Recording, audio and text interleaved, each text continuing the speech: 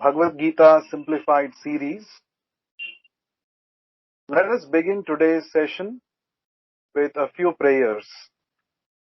Nama Om Vishnu Padaya Krishna Presthaya Bhutale Srimate Bhakti Vedanta Swamin Nitinamine Namaste Saraswate Deve Gauravani Pracharine Nirvishesha Shunyavadi Paschatya Deshatarine Jaya Shri Krishna Chaitanya Prabhu Nityananda Shri Advaita Gadadhara Srivasadi Gaura Bhakta Vrinda Hare Krishna Krishna Krishna Hare Hare Hare Rama Rama Rama Hare Hare. Welcome all of you for the Bhagavad-Gita Simplified series. We have been discussing the concept of karma through different shlokas of Bhagavad-Gita from the past 3 weeks. And today we have yet another wonderful, profound insight from the Bhagavad-Gita about work, about action, karma. So today's theme is karma, the unavoidable. We'll try to understand an interesting aspect about karma, about our action. Can we remain idle, or is idleness practical? We are going to explore this particular concept in today's session. I would like to dedicate today's session to my beloved spiritual master, His Divine Grace Abhay Charanaravinda Bhaktivedanta Swami Prabhupada, who took this message of Bhagavad Gita far and wide and spread it across the globe and touched several lives and continue even now to touch millions of people on the planet through his wonderful books and his teachings. Let's take a case study of the recent lockdown which was imposed during the corona outbreak. Now, what happened during the lockdown? All of a sudden, offices were shut, schools and colleges were shut down, economic activities stopped, religious places also closed their doors. All kinds of activities, get-togethers, everything was banned. You were expected to stay within the four walls of your house. Now, I'm sure all of us will agree on this point that it was definitely not an easy thing to do. Being restricted to four walls of your house without interaction with the outside world, with people whom you couldn't meet them. I'm sure it was very, very difficult for all of us, including me. But we all had to go through this experience because it was required at that point of time. The leaders of our country thought that it is required to prevent this corona from spreading fast. So during this lockdown, because people were restricted in their house, within their house, actually I spoke to a lot of people. How was their experience during lockdown? And many people shared this, that they were actually feeling very bored. They didn't have enough engagements at home to keep them busy. So what they did was, some of them started doing exercises, some of them started reading books, some of them, started painting. They started their new hobbies, which they had done long back in their childhood probably. So what I'm trying to say is, when our activities are restricted and we feel bored, we always find new means and ways to keep ourselves busy, to keep ourselves engaged. In fact, it is not possible for us to stay idle. We need engagement. It need not be physical engagement always, but some sort of engagement is definitely needed for all of us. I'm sure all of you will agree on this point. In fact, some interesting tweets, if you can see here, all of these tweets talk about people rediscovering their childhood hobby. Uh, some did paintings, some did some artwork, all these kind of things. Reading. In fact, our Prime Minister in his Man Ki Baat radio program also advised people of the country to start reading books during the lockdown to break the boredom. And, like this, there were many things, having using social media to connect with your friends and relatives, all such things. So that brings us to the point that we are always active. At no point of time we can be without any activity. You may say, oh, I'm physically not doing any work. You may be sitting idle physically, but mentally, are you idle at any given point of time? No. The mind is always active. In fact, even when you are sleeping, during which your physical body is at rest, your mind is going on and on. It's working continuously. That is why you see sometimes dreams and sometimes terrible nightmares.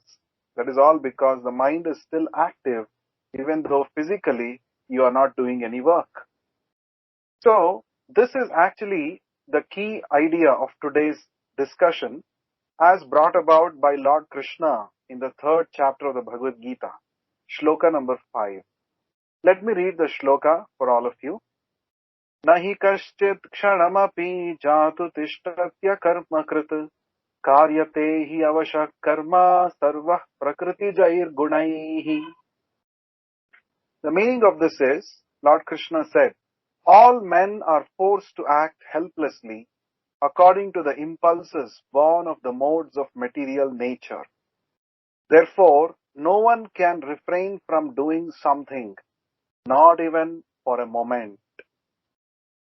So every one of us, as Lord Krishna is saying here, we cannot refrain from doing something, not even for a moment.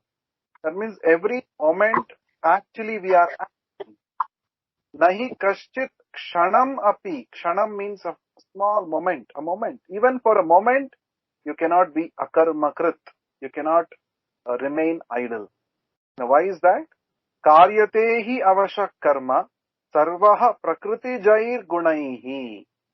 Lord Krishna is giving the reason also why it is not possible for us to remain idle even for a moment. It's because all of us currently are helplessly under the influence of what is called as impulses. Impulses which are born of material modes of nature. Just to give you a small idea about this, what is modes of material nature? Of course, we'll discuss about this in some other session in detail. But since this topic has come up here, there are 3 modes of material nature. Sattva guna, Rajoguna and Tamoguna. Okay. Now, Sattva guna means you think and then you act. Okay. Rajoguna means you act and then you think. And Tamoguna means being lazy, lethargic, not thinking, and being very lazy or procrastinating in your action. Now, these are the 3 ways in which a person can act. Sattva-guna means you first plan, you think, and then you take an action. You take carefully, you plan your activities, and then you act. Just like when you're writing an exam, let's say there are multiple choice questions in front of you. Every question has 4 options. You need to carefully examine each and every option and then mark the answer, isn't it? So that means you first think and then you act. That's called Sattva Guna. That's the best way to act. Now the second one is Rajoguna. You act and then you think. Like sometimes we might pass a comment on somebody, and that somebody might, after hearing your comment, he may feel very hurt, and then it might have an adverse effect on your relationship with that person. And then you start thinking, oh, I should not have spoken this way. You regret. That's called Rajoguna way of working. You first do an action, and then you regret, or then you think, oh, why did I do it, or why I did not do it. That's called Rajoguna. And then Tamoguna means being very lazy, lethargic, not knowing what to do and what not to do, that kind of a dilemma or a confusion. That's called the Tamoguna way of action. Anyway, so Lord Krishna is saying at any given point of time, we are either under the influence of Sattva-guna, or under the influence of Rajoguna, or under the influence of Tamoguna, and we helplessly act according to the dictations of these three gunas. That is what Lord Krishna is saying in this verse. So it's not possible for us to remain idle even for a moment. Now let's try to understand some interesting points from the purport by Srila Prabhupada. I'll just read out this and then we'll discuss some interesting points.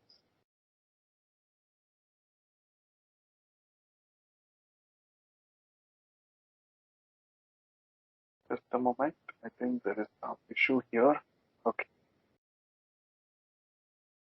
Purport. It is not a question of embodied life, but it is the nature of the soul to be always active. Without the presence of the spirit soul, the material body cannot move. The body is only a dead vehicle to be worked by the spirit soul, which is always active and cannot stop even for a moment. As such, the spirit soul has to be engaged in the good work of Krishna consciousness. Otherwise, it will be engaged in occupations dictated by illusory energy. In contact with material energy, the spirit soul acquires material modes, and to purify the soul from such affinities, it is necessary to engage in the prescribed duties enjoined in the Shastra.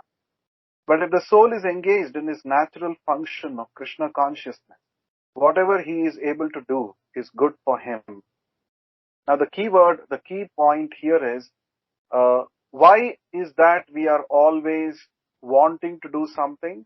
It is because by nature, we as spirit souls are always active. Not only on the body or the mental level, at the soul level itself, at the fundamental level of our existence itself, we are always active. That is the nature of the soul. Since the soul is active, when the soul takes up a body and a mind, naturally the body and the mind also become active. It's because of the presence of the soul that the body and mind act in a certain way. But as we understood from this purport, currently, because we are under the influence of what is known as material energy, we act in a certain way which binds us. But we can purify the way we are acting, and that is possible by reawakening ourselves to our original spiritual consciousness. Let's continue the discussion. Yes, generally, the idea of a yogi, the moment you hear the word yogi, what comes to your mind generally is that a renounced person, somebody who has renounced, who has given up everything. That's the general conception. Someone who has left everything, maybe someone who is sitting in the Himalayas and he's just not doing any work. He's just sitting and closing his eyes and meditating. That's the general conception of a yogi, isn't it? Retired life, retirement from everything. But is this the idea of a yogi as presented by Lord Krishna in the Bhagavad-Gita? Let us try to understand. Even Arjuna was thinking that way. In fact, Arjuna says when he was, he was actually clueless about his duty as a warrior on the battlefield of Kurukshetra, Arjuna says, it is better to live in this world by begging than to live at the cost of the lives of great souls who are my teachers. Even though they are avaricious, they are nonetheless superiors. If they are killed, our spoils will be tainted with blood. Of course, Arjuna, he was emotionally very much affected after he came to the battlefield of Kurukshetra and he saw that all his relatives are actually, they have assembled and they're ready to fight. And so Arjuna saw that and he thought for a while, why should I kill all these relatives? They're all worshipable for me. Somebody is my teacher. Somebody is my grandfather. So how can I kill them? So he was actually emotionally overwhelmed. At that situation, Arjuna displays a kind of renunciation. He says, let me give up all this warfare, Krishna. I don't want to become the king and rule this big kingdom. I just want to lead my life by begging. That was his idea. A kind of retirement, a kind of resentment from his duty as a Kshatriya. Now, did Krishna support this? Krishna is a friend of Arjuna, so a friend should understand the feelings of another friend, isn't it? So Krishna should have told, oh Arjuna, I know, you're feeling very bad. Okay, you go and beg and, you lead your life by begging. No need to fight. I understand. Did Krishna give such a fake sympathy to Arjuna? Actually, surprisingly, no. Krishna did not support this kind of an ideology presented by Arjuna. So why did Krishna incite Arjuna to fight then? It's because Arjuna, by nature, he had a Kshatriya spirit. Remember the verse that we read just now? Karyatehi avasham karma sarvaihi prakriti jai gunaihi. Prakriti jai gunaihi. By nature, because of the influence of nature, a person would have developed a certain kind of quality. Now, Arjuna in this case had developed the Kshatriya spirit, the spirit of a warrior. So it was his duty also to protect the citizens, being a king. So now it is not proper for Arjuna to simply run away from his duty of protecting the citizens, because Arjuna was fighting. Of course, it might look like a battle which was fought for some hereditary property. It might look like that, but deeply, if you study the battle of Kurukshetra, it was a fight between righteousness and unrighteousness, dharma and adharma. So Arjuna was on the side of dharma. He wanted to make sure that dharma prevails. So Krishna told Arjuna that it is your duty as a Kshatriya, number one. Number two, you already have somehow imbibed this Kshatriya spirit by nature. And if you do not fight, if you do not use that Kshatriya spirit now to do your duty as a king on the battlefield of Kurukshetra, anyway, that force which is there within you, the Kshatriya force, will anyway manifest and will make you act in certain way. Even if you don't fight on the battlefield of Kurukshetra, in some other way you will fight. In some other way that Kshatriya spirit will come out in you. It will force you to act. You see how scientific it is. It's not that Krishna is simply trying to instigate Arjuna, or it's like, during the world wars, there were certain dictators who were trying to boost the morale of their soldiers to go and fight in the battlefield somehow so that their personal agenda will be fulfilled. No, Krishna has not got any personal agenda in that way. Because if Krishna wills, everything can happen. He is the supreme mystic, isn't it? But still, Arjuna, when he was perplexed about his duty, Krishna told him that, you see, you cannot falsely escape from your action just because the action that you're performing is somewhat inconvenience to you. Because by nature you have acquired a certain kind of a Kshatriya spirit. If you do not utilize that spirit here on the battlefield of Kurukshetra to do your duty, anywhere else where you go, that Kshatriya spirit will come out in your action.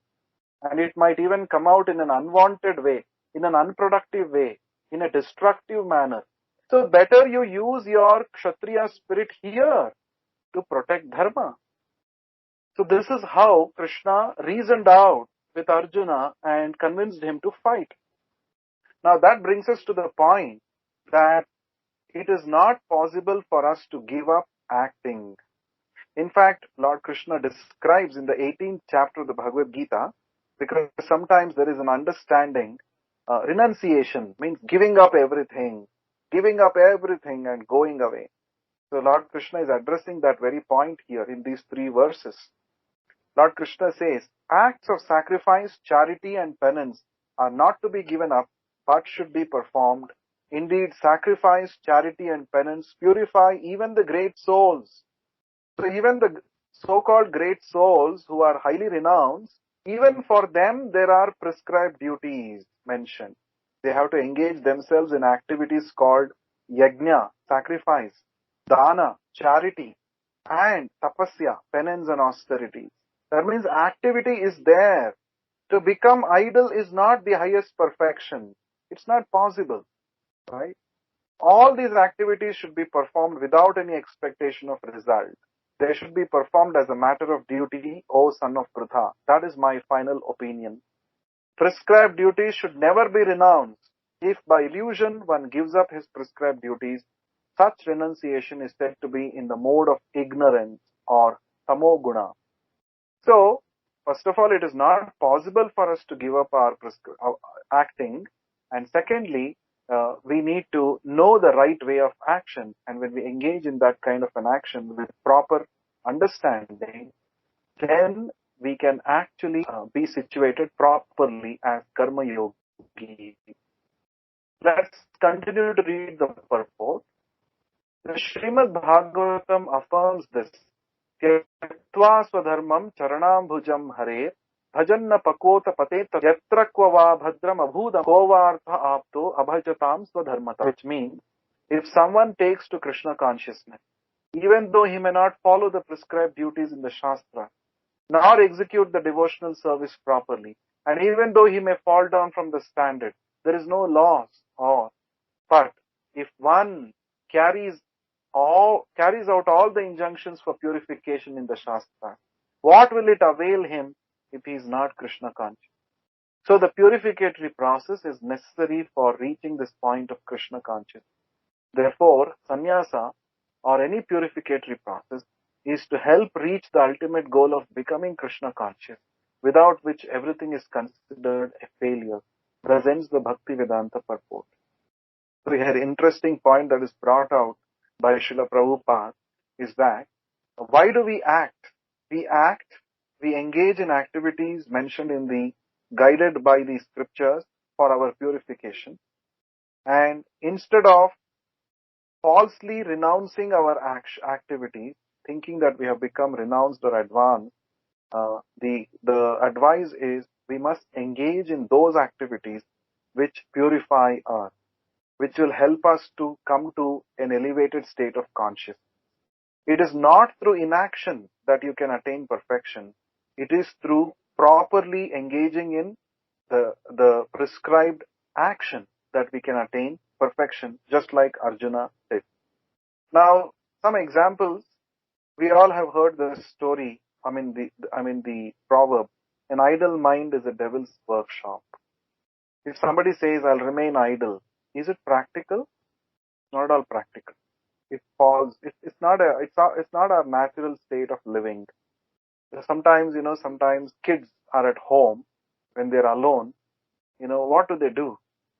Let's say both of the parents have gone to work, and sometimes kids are at home. So kids can create havoc at home, isn't it? So you must have experienced it. So they do a lot of activities, a lot of, they bring down the roof, they do so much. It's because it's nature of the soul to act. You cannot remain idle. Now, sometimes, uh, so fake idleness or false idleness is actually not good for us. Sometimes people get into depression.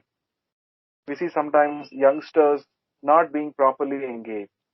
They get into depression. It becomes detrimental for them. And Bhagavad Gita is advising us not to remain idle. In fact, Bhagavad Gita is not advising us to remain idle. Sometimes people think, if you follow Bhagavad Gita, that means give up everything, go to Himalaya, do nothing. No, it's not the fact.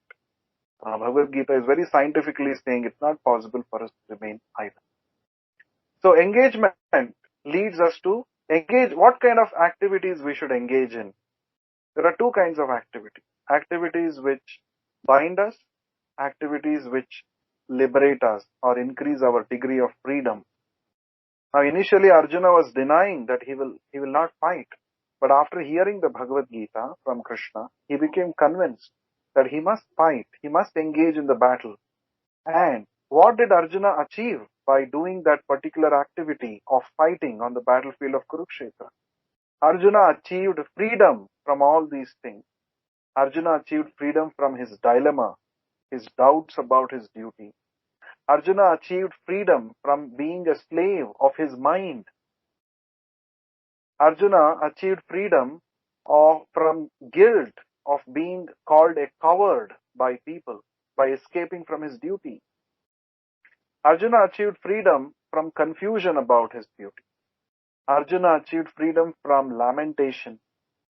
Arjuna achieved freedom from the confusion that he had in his mind, whether to fight, not to fight, whether it is proper according to religious principles or not. How was Arjuna able to become free from all these things? It's because Arjuna did a wonderful thing. What did Arjuna do? Arjuna actually consulted Krishna for guidance. When he was doubtful what to do, what not to do, he considered it wise to consult with Krishna. There is a verse which talks about that. Karpanya doshopahata svabhavaha pruchhami tvam dharma samhuda chetaha yashreyasya nishchitam bruhi tanme shishyasteham shadhimam tvam prapannam. Arjuna said like this to Krishna. Now I am confused about my duty and I have lost all composure because of weakness. In this condition, I am asking you to tell me clearly what is best for me. Now I am your disciple and a soul surrendered unto you. Please instruct me.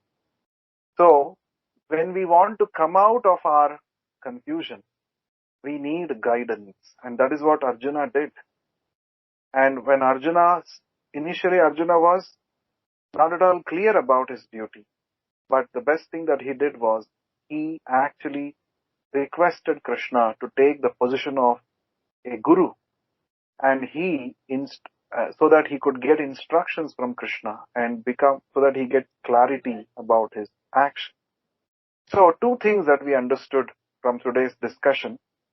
It's not practical to remain idle even for a moment. Second thing is, in order to know what is the right action which gives us freedom, we need to take proper guidance.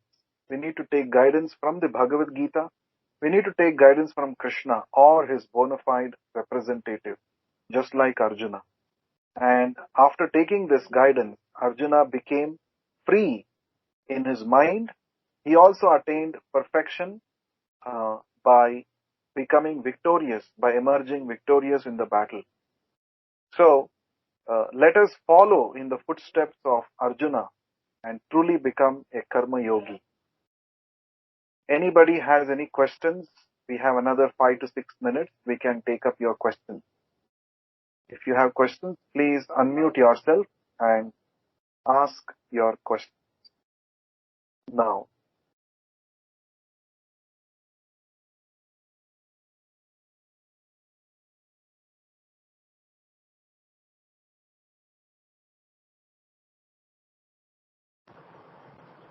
Hare Krishna, bro. Hare Krishna. Yes, bro. One general question is, How do we know that any of the quality is either innate, inborn quality and nature, or it's just an influence that we got upon us? Okay, good question. Now, yes, how do we know whether a quality is innate to us or have we acquired it over a period of time because of association? Now, that is not very important for us right now because whatever quality we have at right now will definitely force us to act in a certain way. Whether we have got it innate, inborn, or whether we have acquired it over a period of time actually is not so important. Even having said that, all the qualities that the soul has acquired is actually, and we are displaying now currently in our day-to-day activity, are actually acquired qualities only. A nice example is given in the scriptures. The example of that of a raindrop. A raindrop, when it starts from the cloud in the sky, it is pure. But as soon as the raindrop enters the earth's atmosphere and then descends down onto the land, it actually uh, attracts various kinds of contamination or dirt or gases mixed into it. So earlier the raindrop was pure, but now because of its contact with the earth and its atmosphere, it has got impure. It has become contaminated. In the same way, as spirit souls, all of us are originally pure and we have the same qualities as God. We are parts and parcels of God. But right now, because we are in the material atmosphere, we have actually acquired many things which are unnecessary for us. And these are called technically anarthas.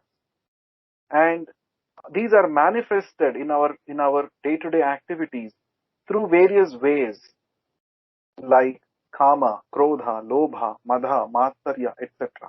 Lust, anger, greed, envy, etc. All of these things. So these are all the contamination that we have acquired. You might have acquired it in one lifetime or in many lifetimes, but we have surely acquired all of these things, and these things time and again come out in our dealings with people around us, in our personality. So definitely, the main point is we have to get rid of these. How to get rid of these? By acting in Krishna consciousness. Like Arjuna acted in Krishna consciousness. It doesn't matter what kind of a quality you have, but with expert guidance, if you can engage your inclination, your innate, your innate inclinations properly in spiritual consciousness, then we can attain perfection. That is what the Bhagavad-Gita says. Somebody may have an inclination of being a warrior. Somebody may have an inclination of being a businessman. Somebody may have an inclination of being a scholar, a man of letters. Doesn't matter, whatever may be your inclination. But all that we need to do is, we need to take the guidance from the Bhagavad-Gita, and we need to engage these inclinations in a proper way, which will help us to attain spiritual consciousness. That is how we can attain perfection. Hope I answered your question, Santosh. Yes, bro. Hare Krishna, Yeah. Prabhu. Hare, may I know who is this? Thiru, Prabhu. Tirunavakar. Yes, Thiru, please tell. What's your question? Prabhu, I have a general question. Whatever happening in my life, each and every moment is because of karma only, or it's something else, Prabhu? Now, as we discussed in the previous session, the word karma has got two meanings. Karma means action that I'm presently doing. Karma also means the reaction of my previous action. Both are referred to as karma. When I say, please do your karma, it means please do your duty. When I say, it is all your karma that is coming to you. It means it is the reaction of your past activity that you have done in the past. So the word karma has got two meanings, generally, two implications. Now, when you say that, is everything happening with me currently in my life, is it because of my karma? The answer is yes. That means currently also you are doing some action, correct? And currently you are also reaping the results of your previous action. So both are happening simultaneously, right? Now, some actions that you perform now can give you immediate result, spontaneous result. For example, if you put the finger in fire, immediately you get a reaction. Your finger will get burnt. That's called instant karma, instantaneous. There are certain activities which will take some time for you to get the result. For example, if you sow a seed, it will not immediately grow into a tree and give you fruits. It will take its own time. That's called delayed karma. So like this, in the Padma Purana, there is an analysis made about the different kinds of karma based on whether it is going to give you instant result or delayed result, etc. like that. But the point is that the Bhagavad-Gita is saying, whatever you have done in the past, it is gone. It is dead and gone. And definitely now you are enjoying or suffering the results of your past karma. Whatever you have done in the past, you have no control over it. So don't worry about it. But what you have control over is your current karma, current action that you're going to perform. Because the current action that you're going to perform is going to decide your future state of affairs. So therefore, Krishna is telling the best way to act, as we discussed in the previous session. Last week we had discussed karma, the mystery of motivation. We had discussed that the best way to act is to act on behalf of God, for the pleasure of God or Krishna. When you do that, then you are not implicated with the reaction. So this is the art of doing work. So one thing that we should keep in mind is we have to act in such a way that our activities are according to the guidance given in the Manual of Life, Bhagavad-Gita. Then we are safe, and that is the best way to act, and that is the best thing that you can do to your soul. Hope that answers your question, Thiru. Yeah, yes, Prabhu. Thank you, Prabhu. Thank you. Any other question anybody has? One last question we can take. We have 2 more minutes.